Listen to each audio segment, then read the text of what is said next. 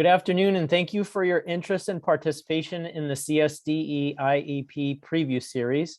My name is Brian Klimkowitz. I'm the Special Education Division Director, and on behalf of the Connecticut State Department of Education, would like to welcome you to our session this afternoon, whether you're participating live or viewing this recording at a later time.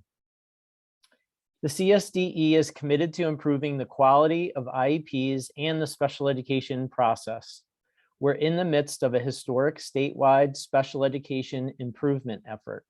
The foundation for this goal is the transition to a statewide Connecticut Special Education Data System, or CT-SEDS.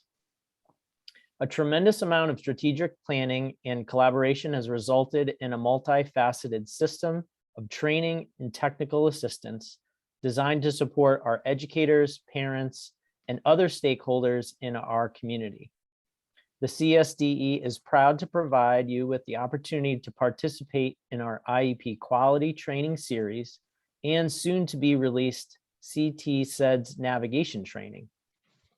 We know that change is difficult, but any effort that will benefit our students with disabilities across the state is a journey worth taking. Thank you for embracing these new opportunities, as well as your partnership and support during this exciting time. This initiative will be successful because of you all. Today's our fifth session in a series that's designed to preview and highlight the various components of the IEP process within CT-SEDS. Sessions will take place each Monday afternoon from 4 p.m. through 5 p.m. and can be accessed using the same Zoom link for each session. We'll drop the IEP series flyer with full schedule into the chat. Thank you very much.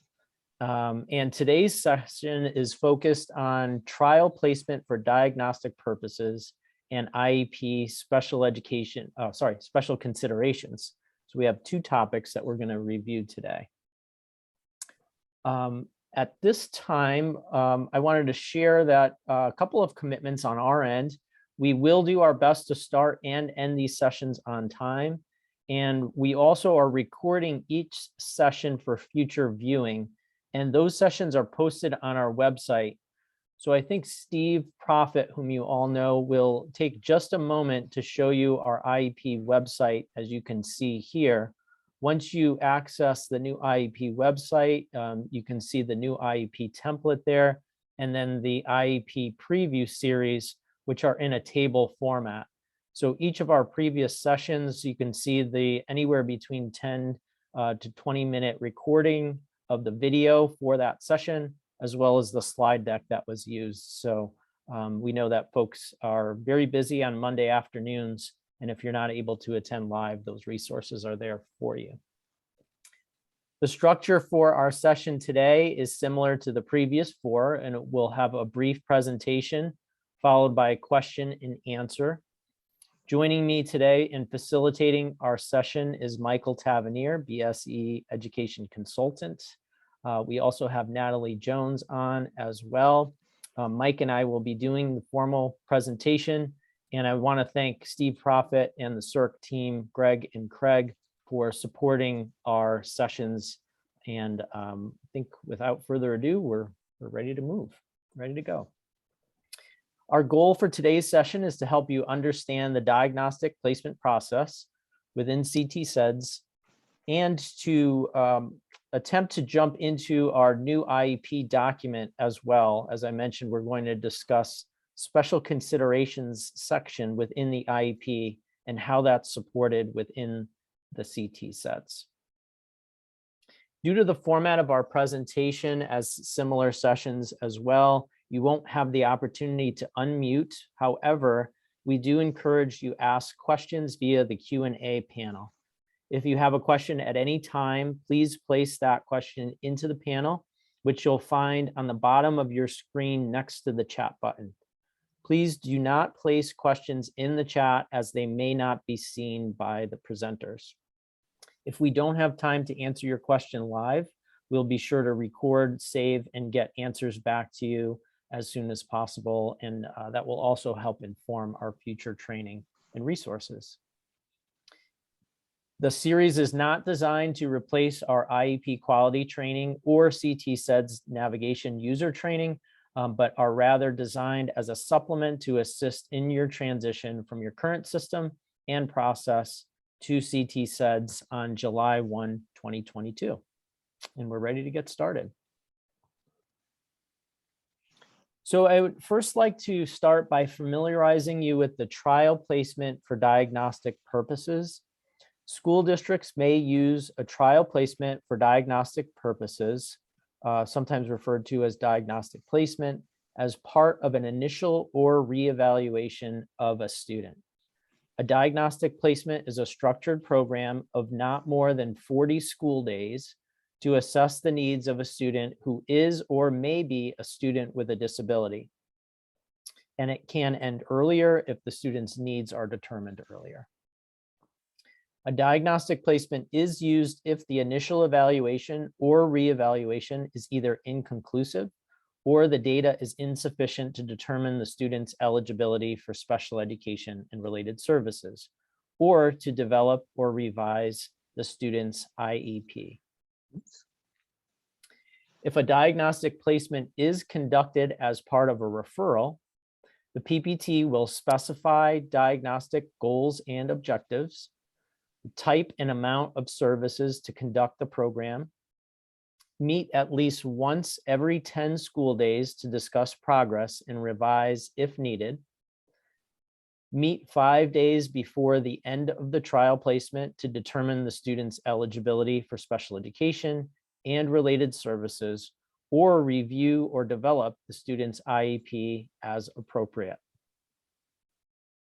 Just a note that the meetings at least once every 10 school days do not have to be planning and placement team meetings, but of course, members of the planning and placement team should be involved.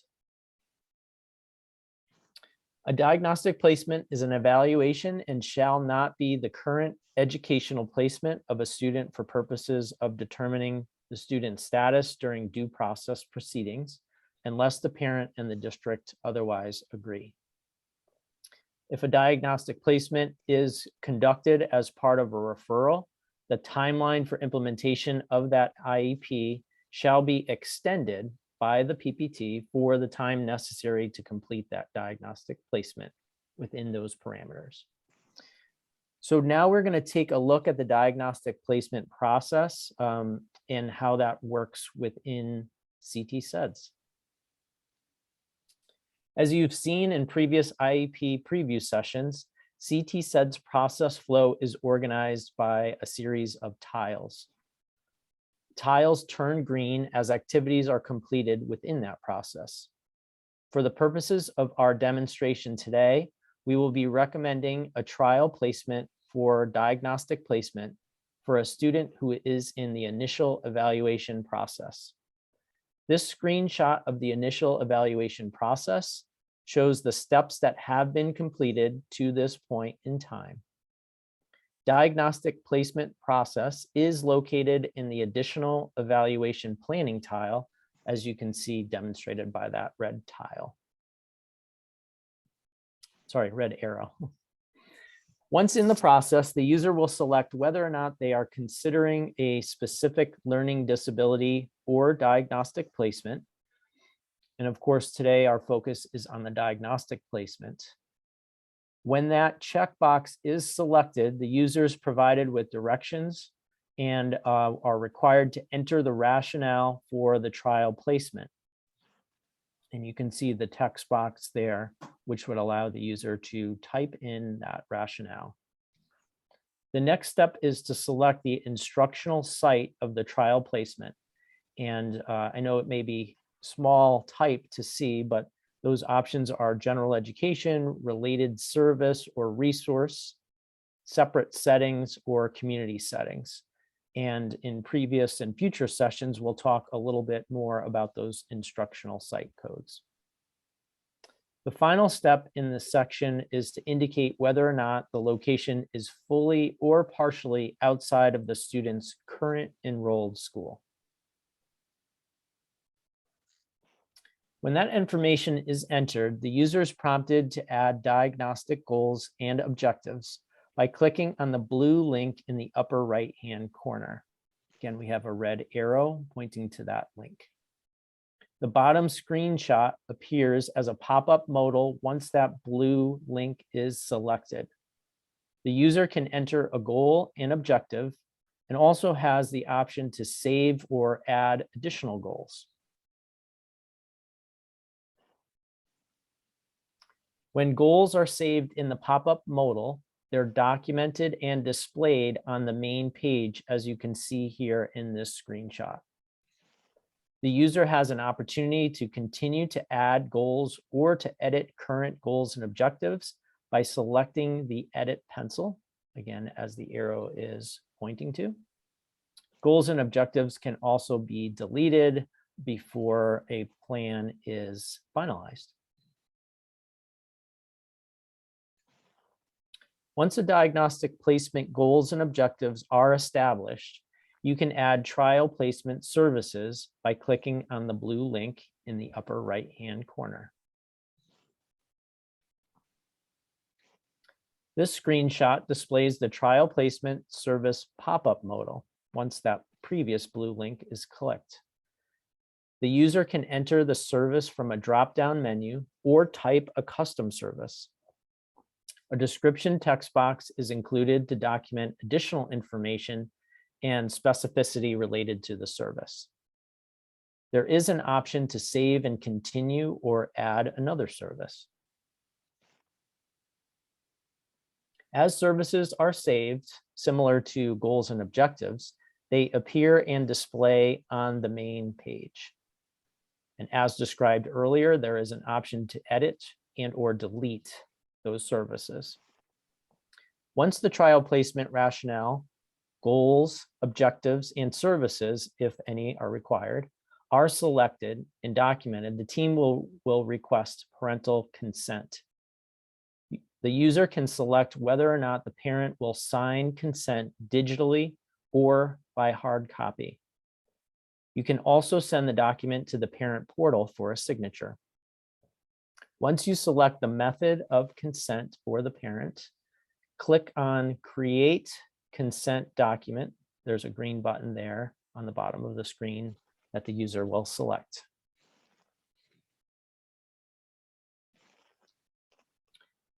When a digital signature is selected, you are prompted to select the parent's consent decision, and the parent can sign or initial right in the system. You will have an option to create a draft or finalized document. Before I show you the document that is generated, I'd like to take a moment to let you know that the consent date is memorialized in the system and populates the trial placement consent date panel as shown in this slide here. If the parent signs consent after they receive the document in the parent portal, or if a hard copy is printed, the date will be entered in this panel right here. In the next slide, we show you a photo of the consent for trial placement for diagnostic purposes.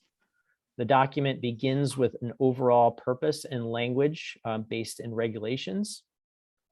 The rationale for the trial placement, which was articulated by the user, displays along with the instructional setting, goals, objectives, and services. The second page of the document, as you can see, is the parent consent decision as well as signature. Now that you've had a trial placement and diagnostic purposes plan for the student and consent from the parent, the team should begin to implement that plan, collecting important information to bring back to the team. Remember, a trial placement for diagnostic purposes can be no longer than 40 school days, and a team must convene at least once every 10 school days to review progress, revise as necessary, and or make an eligibility determination, or revise or develop the student's IEP as appropriate. To document the meetings that will occur every couple of weeks, the user will click on the blue link, Add Student Progress Meeting, that was demonstrated in the slide previously. The meeting date, time, and location can be easily entered into the system. And this modal also contains a text box for a summary and details of the meeting to be documented. Once the information is entered, remember to click on the green Save button on the bottom of the screen. As details from each meeting are saved, they will display on the trial placement student progress section, as you can see in this slide. When all meetings have been held and a determination has been made, the user can click on the green Create Student Progress Document button, right here demonstrated with the red arrow on the bottom section of this slide.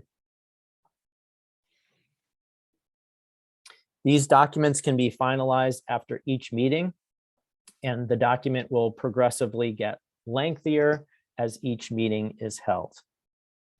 This photo demonstrates the final document for trial placement for diagnostic purposes.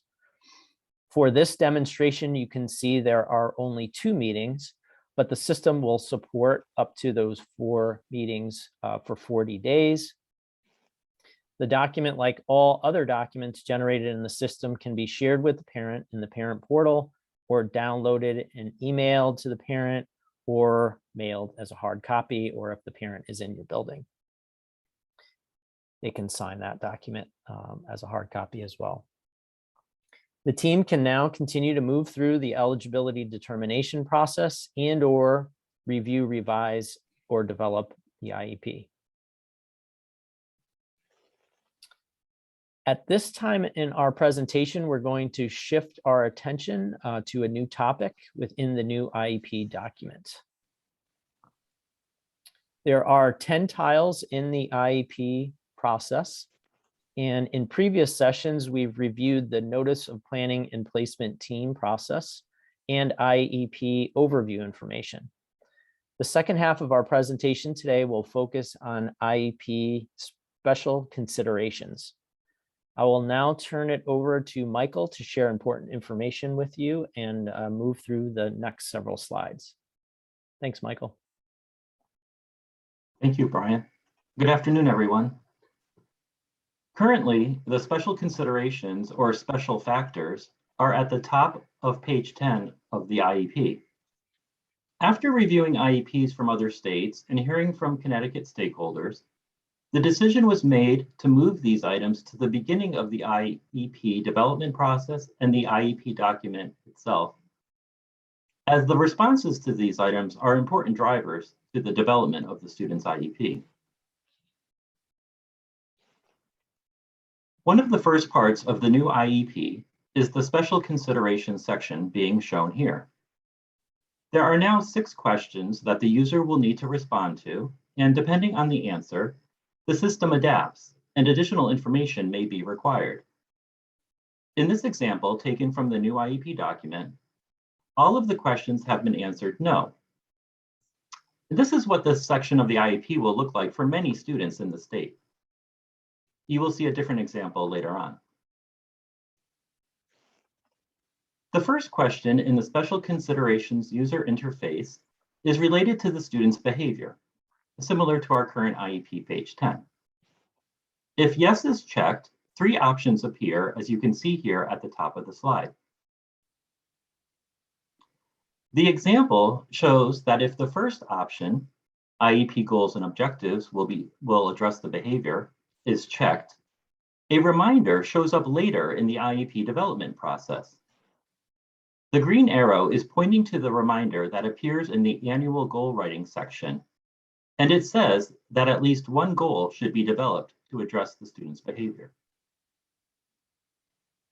In this example, you will see that the user indicated a behavioral intervention plan is in place. If this box is checked, the green arrow points to the additional text that will appear and prompt the user to upload a copy of the BIP to the student's documents. The second question asks if the student is deaf or hard of hearing. If yes is checked, a statement regarding the required language and communication plan displays. And a language and communication plan panel appears later as it is built into the process flow for this section. We'll circle back to that in a little bit. Next comes the question about the student being blind or visually impaired. This is just about identical to what we have currently. The fourth question is in regards to the student's English learner status.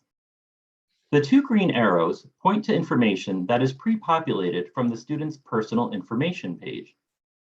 Has the student qualified for EL status? And what is the student's native language? In this case, Portuguese. What the user must complete is information in the text box related to the student's language needs as they relate to the IEP. The next question is about accessible educational materials. And the last question asks if the student requires an alternative mode of communication. This is a new question and is not part of the current IEP. Similar to the reminder for developing an annual goal for behavior, the example here shows that if either of these questions is answered yes, a reminder appears later in the IEP development process, where accommodations, modifications, and assistive technology are recorded. That reminder is indicated here by the green arrow.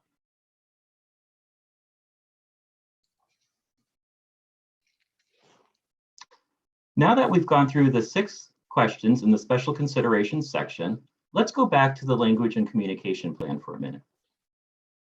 As mentioned earlier, if the student is deaf or hard of hearing, a language and communication plan, or LCP, is required, and the template is built into the process flow. The template is almost identical to the current document. The first part of the LCP is shown at the bottom of this slide. The next few slides show the rest of the LCP. We'll scroll through these now so you can see what it looks like.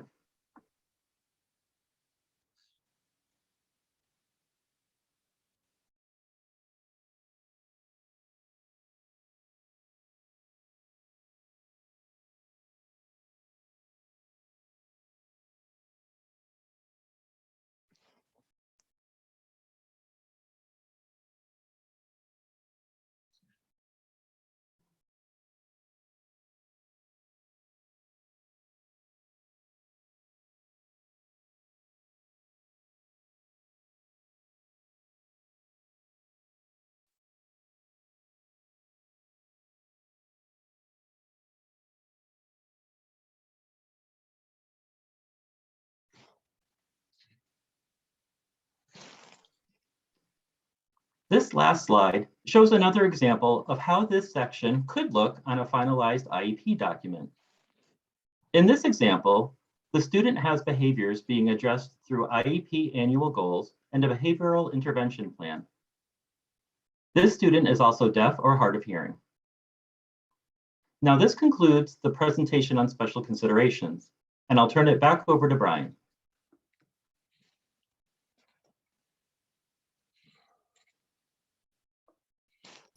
Excellent. Thank you, Michael. Much appreciated.